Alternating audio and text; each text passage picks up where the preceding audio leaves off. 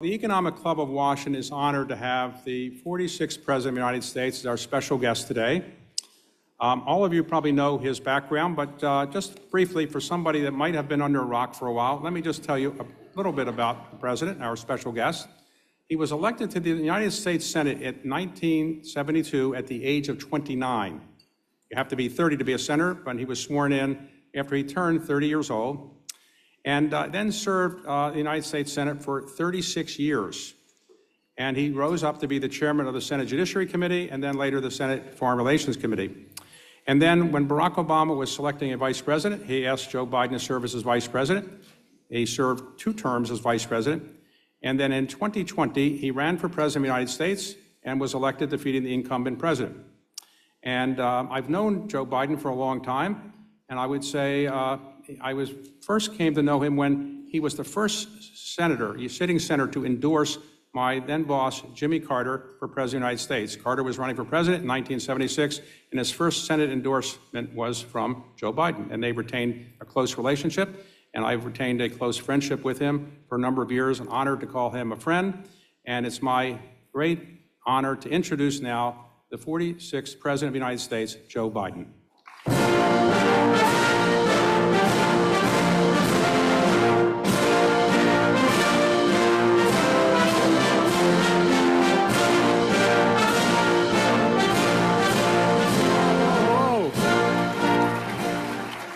Thank you, David.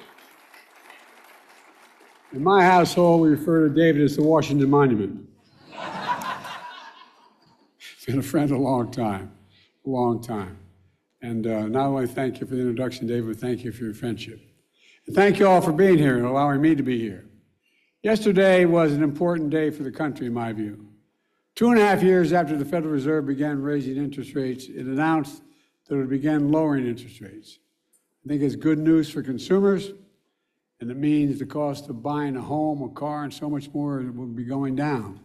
And it's good news, in my view, for the overall economy, because lower borrowing costs will support economic growth. And it's an important signal from the Federal Reserve to the nation that after repeated interest hikes to cool down inflation, inflation has come back down, and the Fed has switched to lowering rates to keep the country growing, economy growing. At its peak, as you all know, inflation was 9.1% in the United States. Today, it is much closer to 2%. It doesn't mean our work is done. Far from it, far from it. No one should confuse why I'm here. I'm not here to take a victory lap. I'm not here to say a job well done. I'm not here to say we don't have a hell of a lot more work to do. We do have more work to do. But what I am here to speak about is how far we come, how we got here, and most importantly, the foundation that I believe built for a more prosperous and equitable future in America. So let's be clear. The Fed lowering interest rates isn't a declaration of victory. It's a declaration of progress. It's a signal we've entered a new phase of our economy and our recovery. You know, I believe it's important for the country to recognize this progress because if we don't, the progress we made will remain locked in the fear of negative mindset that dominated our economic outlook since the pandemic began. Instead of seeing the immense opportunities in front of us right now, this is a moment, in my view, for business to feel greater confidence, to invest higher, and to expand. It's a moment for individuals to feel greater confidence buying a home, a new car, starting a family, starting a new business. We're creating jobs. Employment remains very low. Small business creation is at its historic highs. The economy is growing. The main challenge we've had has been a painful one, but it's been the pandemic and the inflation it created, causing enormous pain and hardship for families all across America. It's not true just for us, but for every major economy in the world. But now inflation is coming down in the United States. The fact is, it's come down faster and lower than almost any other world's advanced economies. So now, instead of looking at interest rates increases, interest rates are going to be coming down, and they're expected to go down further. And that's a good place for us to be. Now,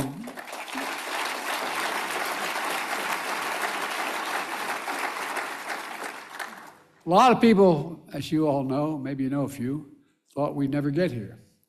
When Kamala and I came to office, 3,000 people a day were dying of COVID, 3,000 a day. Millions of Americans had lost their jobs, their businesses, and the global economy was in a tailspin. 4 years ago, we inherited the worst pandemic in a century, the worst economic crisis since the Great Depression. In fact, my predecessor was one of just two presidents in American history who left office with fewer jobs than the day he came to office. The other, Herbert Hoover. When I came to office, there was no real plan in place, no plan to deal with the pandemic, no plan to get the economy back on its feet, nothing, virtually nothing. In fact, the nonpartisan Congressional Budget Office predicted we wouldn't see a full recovery until well after the end of my first term in office. But I refused to accept that, like many of you refused to accept it. I came to office determined not only to deliver immediate economic relief for the American people, but to transform the way our economy works over the long term, to write a new economic playbook, grow the economy from the middle out and the bottom up, not just the top down. Put workers first, support unions to make sure workers have a bargaining clout they need to get a fair price to grow that pie. And after all, it's the productivity, they're the productivity baked into that pie, in my view. Leave no one behind. Foster fair competition.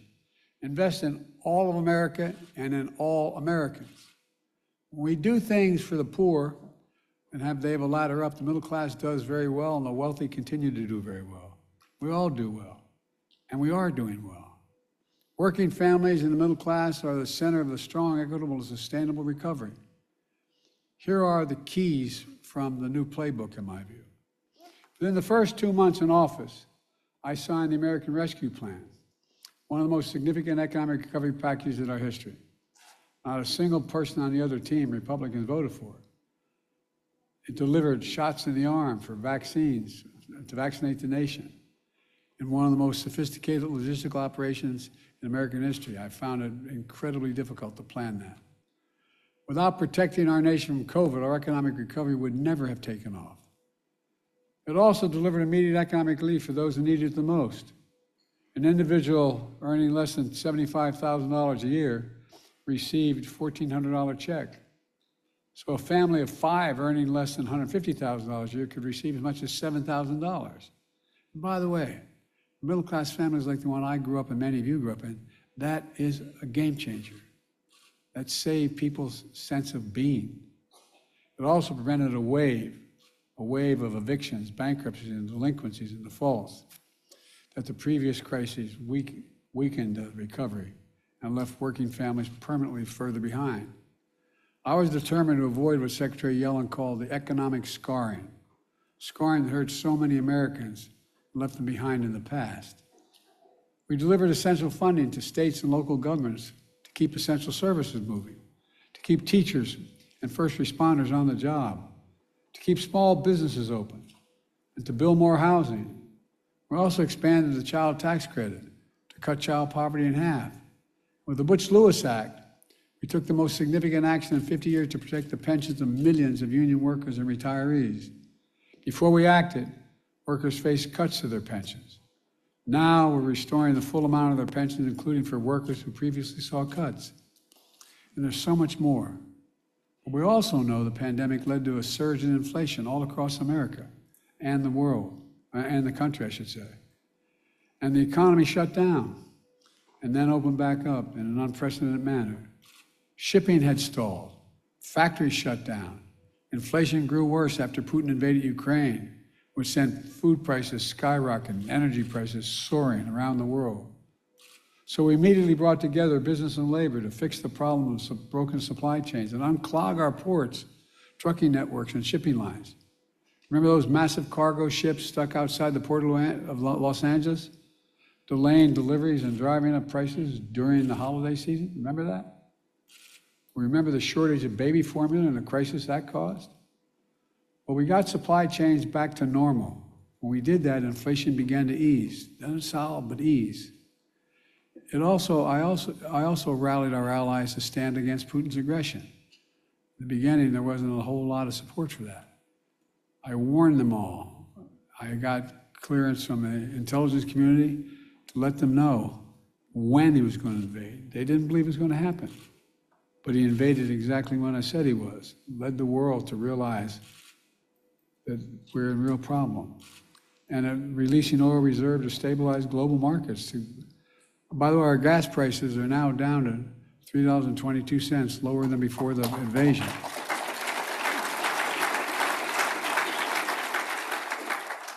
And $3, below $3 a gallon in 14 states, including Delaware. I can go home now, past the gas station. Energy production from all sources is now at record highs in America. Record highs. And unlike my predecessor, I respect the Federal Reserve's independence as they pursued its mandate to bring inflation down. That independence has served the country well. And by the way, I've never once spoken to the chairman of the Fed since I became president. It will also do enormous damage to our economy if that independence is ever lost. You know, my new economic playbook also rejects the long-held conventional view among economists, many economists, that we had to lower our ambitions to bring inflation down. After I took action to rescue the economy, we got relief to families that needed it. Some experts predicted that people that we would leave the labor market and not come back to work. They refer to this as the Great Resignation. Remember that? The Great Resignation. Well, to state the obvious, they were dead wrong. We now have the highest working age employment in decades.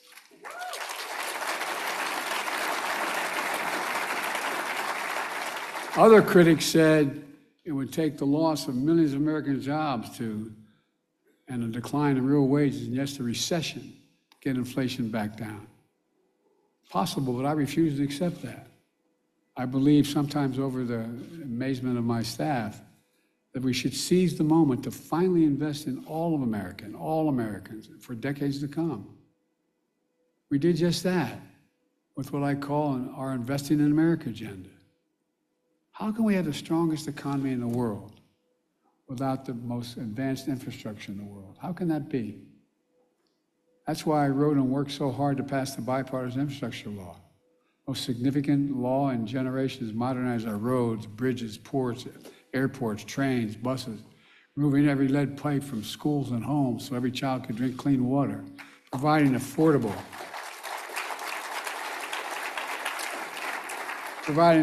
high-speed internet for every American, no matter where they live, not unlike what Franklin Roosevelt did. Remember what he did? You don't remember, you weren't around. Nor, by the way, I wouldn't. I'm old, but I wasn't there either. But he decided that rural America had to have access to electricity. The internet is as critical as electricity was during his period. I remember saying that to my younger staff, and they looked at me, well, what are you talking about? But look, we're growing our economy. Got more to do. We're improving our quality of life. We're literally building a better America because of all of you. In fact, Buy American has been the law of the land since the 1930s. And I have to admit to you, Congressman Carper, my buddy, I didn't realize that when they wrote the law in 33 about unions organizing, they also had a provision in there. Any money, it says any money the president is sent from the Congress to invest on an investment in America should use American workers and use American products. Past administrations, including my predecessor, failed to buy American. Not anymore. Kamala and I are making sure the federal projects building American roads, bridges, highways, and so much more beyond that, like aircraft carriers and tanks, they'll be made with American products, built by American workers, creating good paid American jobs. How can we be the strongest nation in the world without leading the world in science and technology? I mean, think about it. We walked away for a long while, investing in science and technology as a government. During the pandemic, American people learned about supply chains. You know, I remember going home saying the supply chain, and my family, the supply chain. What the hell's a supply chain? No, but I'm serious, think about it. It became common knowledge what we're talking about to the average American. And the shortage of semiconductors, those little tiny computer chips, smaller than the tip of your finger, that power everyday lives, from smartphones to automobiles to dishwashers to advanced weapon systems and so much more. Think about it, it takes over 3,000 chips to build an automobile. Remember the crisis when you didn't have access to them in the automobile industry? And by the way, we invented those chips here in America. And we still design the most sophisticated chips in the world. But over time, my predecessors thought it was better to manufacture those chips overseas because labor was cheaper. That's why they went overseas. The result, when the pandemic shut down those chip factories overseas, the price of everything went up because we didn't have enough chips here in America. We learned the hard way that one of the best ways to strengthen our supply chain is to make sure the supply chain starts in America. Starts in America. And by the way, if I get hold in the back there, that's why I have great relations with our European friends. But this is one where they go, whoa. That's why I literally wrote and signed the Chips and Science Act to bring manufacturing back home and so much more.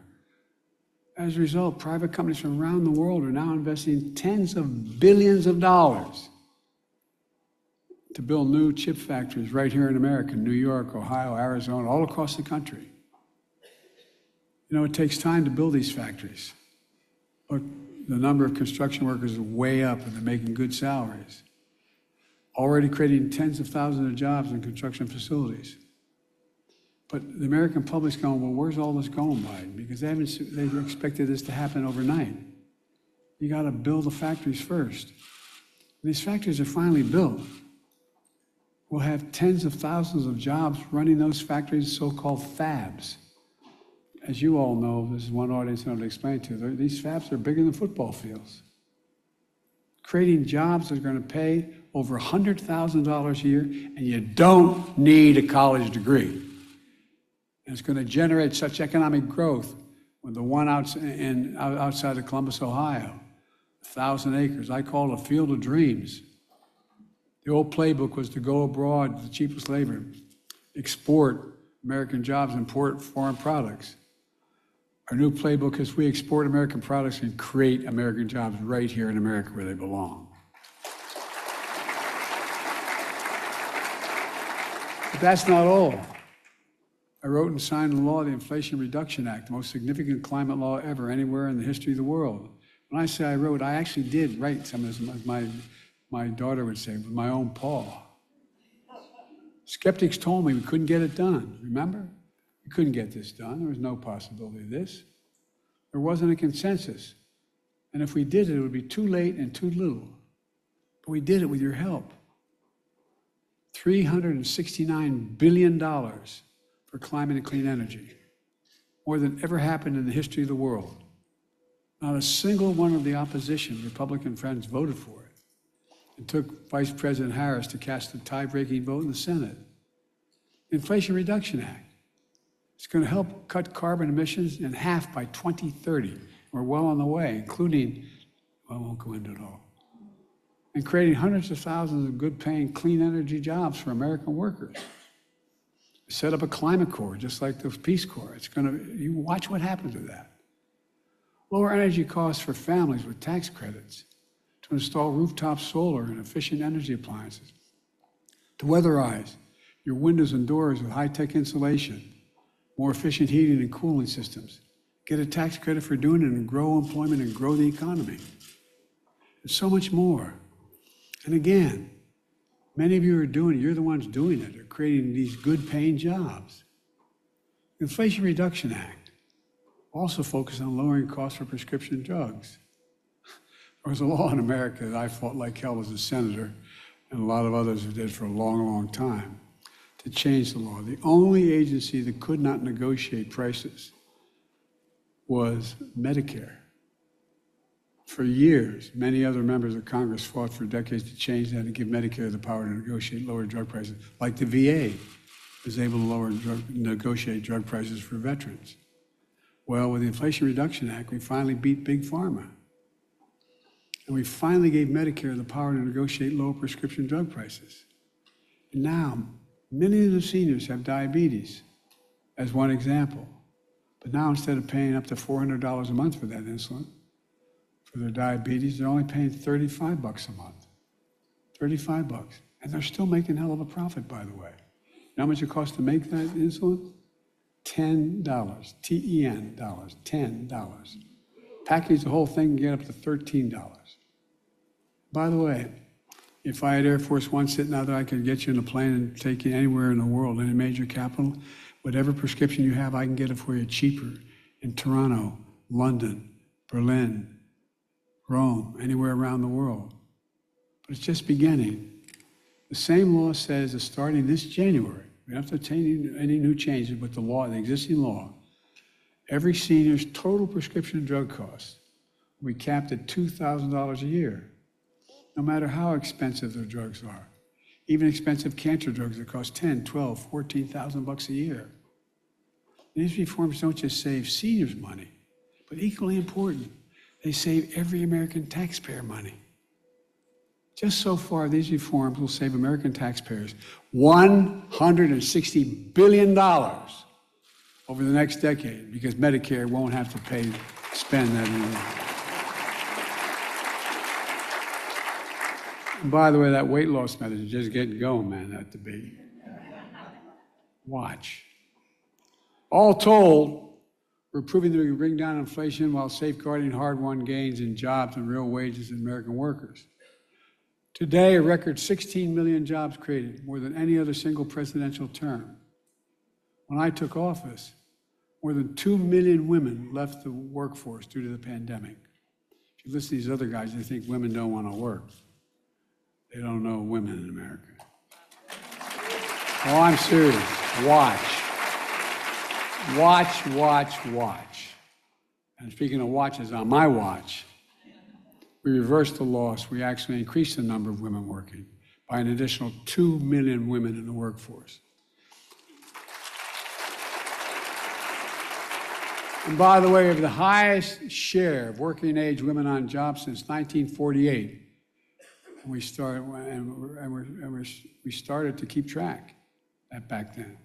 With wages up, incomes up for women workers, we've always believed women should be paid equally for equal work, and there's not a single damn job a woman can't do that a man can do, including being president of the United States of America.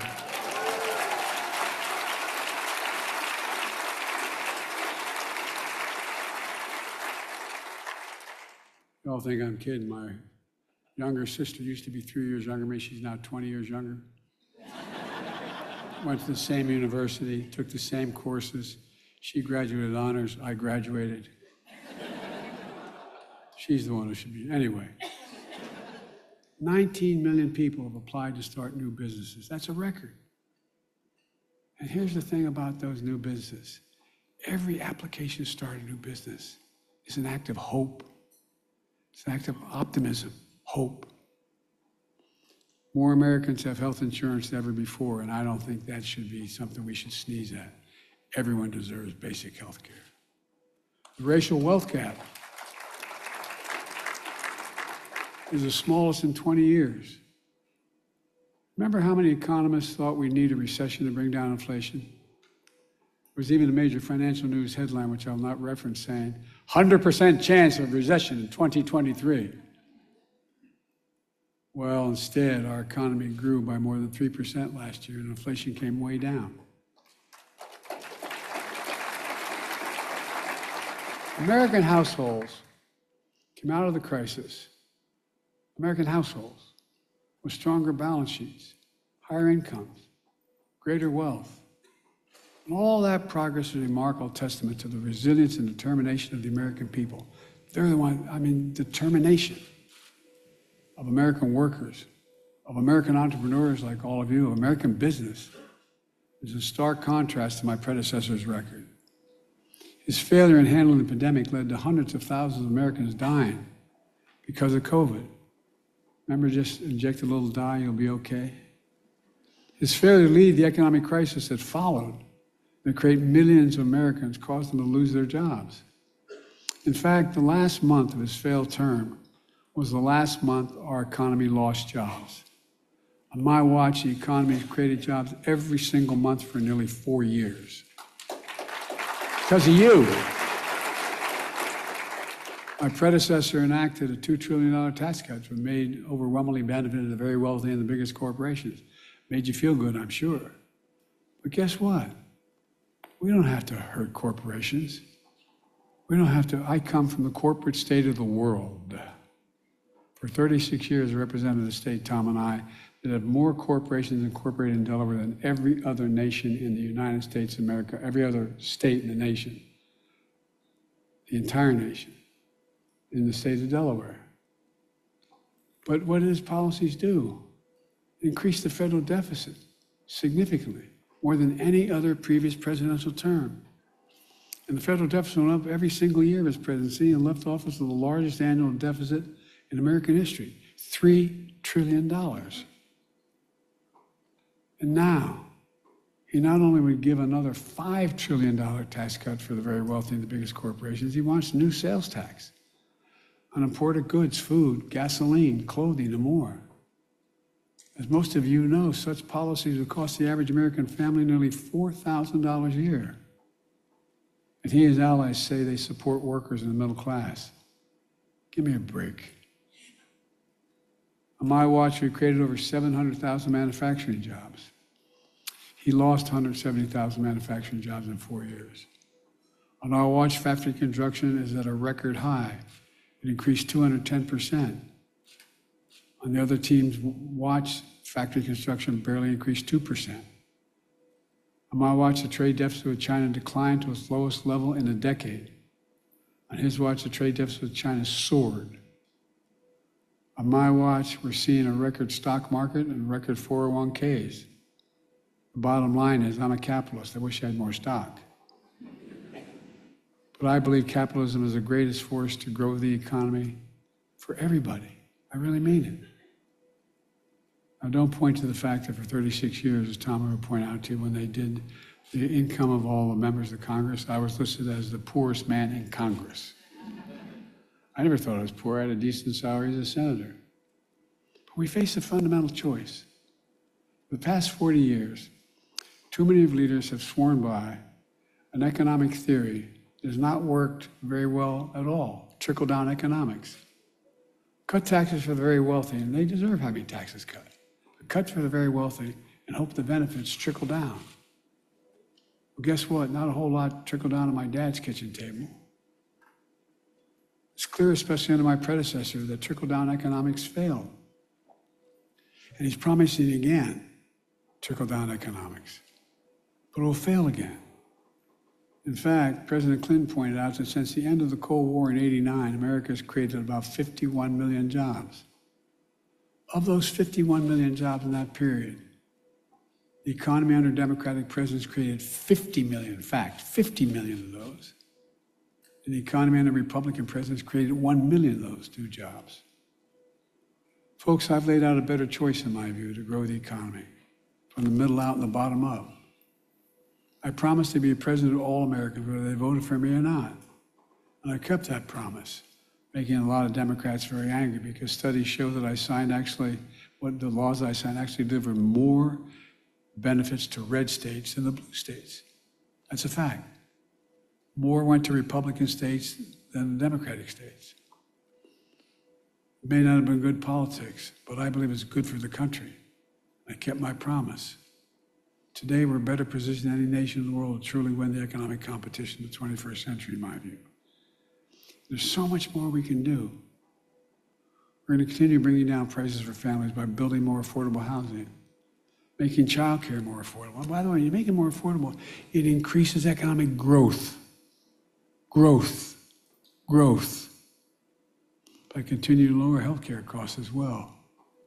We're continuing fighting to make sure everyone pays their fair share of taxes.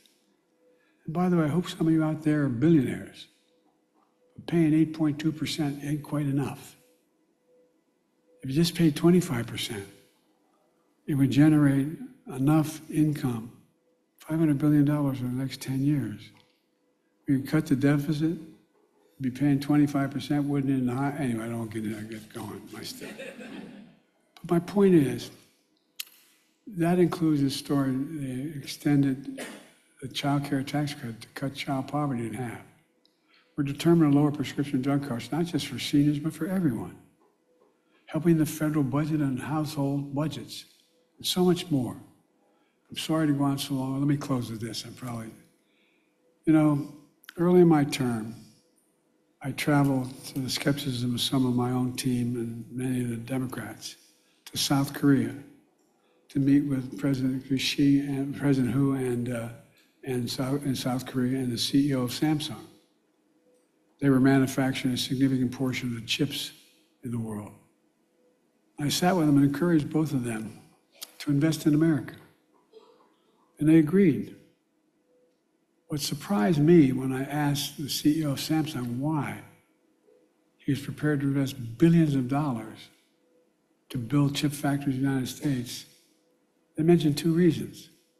Because of our workforce, which I know we have the best workers in the world, and second, they said we have the safest, most secure nation in the world in which to invest. And now, as I stand here in front of some of the most significant business leaders, successful business leaders in the country, we also know we have the best research universities in the world, the best in the world. We have the most dynamic capitalist system in the world. And here's what we can't take for granted. We have stability because we have a rule of law. Our democracy is unparalleled. I know I talk a lot about democracy for the first time around, but it's really under stress. For real. We can never lose the democratic principles. American business or economic dynamism can't succeed, in my view, without stability and security that makes us the envy of the world, and we are. 4 years ago, we've gone from a historic crisis to greater progress than any of us thought possible. We did it with a new playbook based upon one of the most oldest truths of our nation. Believe in America. Invest in America. That's the truth. Give the American people half a chance. They have never, ever, ever, ever, ever let the country down. Give them a full chance and watch them lift us up to endless possibilities. That's what I see in this room. Incredible, I really mean this, and I'm not trying to be solicitous. Incredible business leaders, innovators, who embody that sense of possibilities. I spent more time with Xi Jinping than any world leader has. Over 90 hours with him alone. Traveled 17,000 miles in the United States and China. We were in the Tibetan Plateau, and he looked at me and said, "Can you define America for me?" By the way, I gave all my notes, and so they have this. And I said, "Yeah, I can define America in one word, and I mean this from the bottom of my heart. I mean this from the bottom of my heart. Possibilities. We're a nation of possibilities. We think big. We believe big. We sometimes fail, but we think big. I'm never more optimistic about America's future. Just as remember who the hell we are and how far we've come together. We're the United States of America. And there's nothing, virtually nothing, we cannot do when we act together. So keep it up, folks. We need you badly. God bless you all, and may God protect our troops. Thank you.